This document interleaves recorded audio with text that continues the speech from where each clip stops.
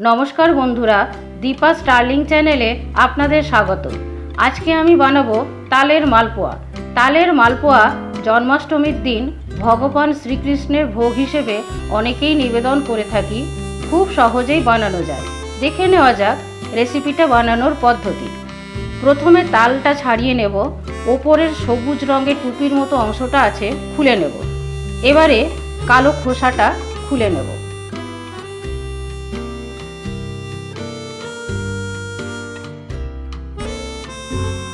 নিচে একটা বাটি দেব। এই খোসাটা খুলতে সুবিধে হবে। যেই তালগুলোর ওপরের এই খোসাটা কালো রঙের হয় সেগুলো বেশি মিষ্টি হয়। যদি ব্রাউন কালারের হয় তাহলে তেতো তেতো হয়। 3টে আটি আছে, খুলে নেব। জল দিয়ে ভালো করে মেখে নেব, তাহলে তালের পাল্পটা বের করতে সুবিধে হবে। তালের পাল্পটা বের করে নেব। তলায় একটা বড় বাটি নিয়েছি, ওপরে নিয়েছি একটা বড় ছাঁকনি আর গ্রেটার নিয়েছি। গ্রেটার অনেক বেশি শার্প হয়, তালের পাল্পটা চটপট বেরিয়ে যায়। বেশি জলও ব্যবহার করতে হয় না গ্রেটার দিয়ে করলে। এটা হয়ে গেল। আরেকটা আটির পাল্প বের করে নেব। সেকেন্ড আটিটাও হয়ে গেল, দেখুন সাদা সাদা হয়ে গেছে। এইভাবে নেড়ে দিলে তালের পাল্পটা বাটির মধ্যে পড়ে যাবে আর আঁচটা ছাঁকনির মধ্যে আটকে থাকবে। গ্রেটারে যদি আটিগুলো হালকাভাবে ঘষা হয় তাহলে বেশি আঁশ বেরোয় না, খুব অল্প পরিমাণে আঁশ বেরিয়েছে। এইভাবে খুব সহজে খুব অল্প সময়ের মধ্যে তালের পাল্পটা আপনারা বের করে নিতে পারেন। এবারে মালপোয়া বানাবার ব্যাটারটা বানিয়ে নেব। দেব 2 বাটি ময়দা। আমি সমস্ত উপকরণ মাপার জন্য এই বাটিটা ব্যবহার করেছি। ওই বাটিরই 1 বাটি দেব সুজি। তালের পাল্প দেব 1 বাটি। চিনি দেব 1 বাটি। আপনারা স্বাদ অনুযায়ী দেবেন, এর থেকে কমও দিতে পারেন, বেশিও দিতে পারেন। নুন দেব 1 চিমটি। 1 ছোট চামচ দেব মৌরি। প্রথমে 1 বাটি দুধ দেব, বাকি দুধটা পরে দেব। দুধটা আস্তে আস্তে দিতে হবে, একসাথে দিলে বেশি পাতলা হয়ে যাবে।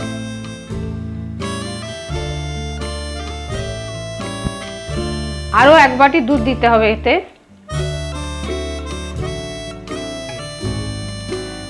ব্যাটারটা এখনো অনেকটাই ঠিক আছে। এর মধ্যে দেব কয়েকটা কিশমিশ।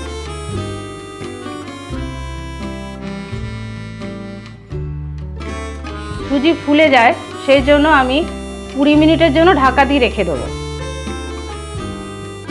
20 মিনিট পরে ঢাকাটা খুলবো। ব্যাটারটা অনেকটা ঠিক হয়ে গেছে। এবারে এর সাথে আমি আরেকটু দুধ মেশাবো। আপনারা চাইলে জলও মেশাতে পারেন। দুধ মেশালে স্বাদটা অনেক ভালো হয়।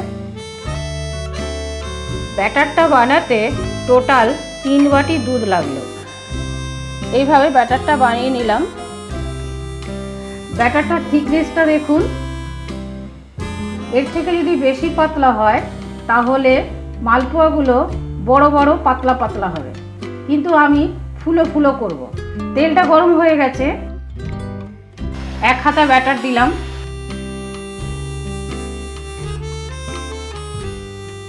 তেলের উপরে মালপোয়াটা ভেসে উঠেছে। এবারে উল্টিয়ে দেব। গ্যাসের ফ্লেমটা সিম করে ভেজে নেব। মালপোয়াটা খুব সুন্দর ফুলে উঠেছে। আরেকবার উল্টিয়ে দেব। ব্যাটারটা একদম পারফেক্ট হয়েছে। উল্টে পাল্টে ভাজা হয়ে গেল, তুলে নেব। আরেক হাতা ব্যাটার তেলের মধ্যে দিয়ে দেব। এইভাবে সবগুলো মালপোয়া আমি বানিয়ে নেব। মালপোয়া বানানো খুবই সহজ এবং খুবই সুস্বাদু একটা রেসিপি। বাড়িতে রেখেও খাওয়া যায়। আমি এইভাবে সব মালপোয়াগুলো ভেজে নিয়ে ফিরে আসছি। হয়ে গেল নরম নরম ফোলা ফোলা তালের মালপোয়া। আমার এই তালের মালপোয়া রেসিপিটা আপনাদের কেমন লাগলো কমেন্ট করে কমেন্ট বক্সে জানাবেন। ভালো লাগলে প্লিজ একটা লাইক করে দেবেন, শেয়ার করবেন আর সাবস্ক্রাইব করে বেল আইকনটি টিপে দেবেন পরবর্তী নোটিফিকেশনের জন্য।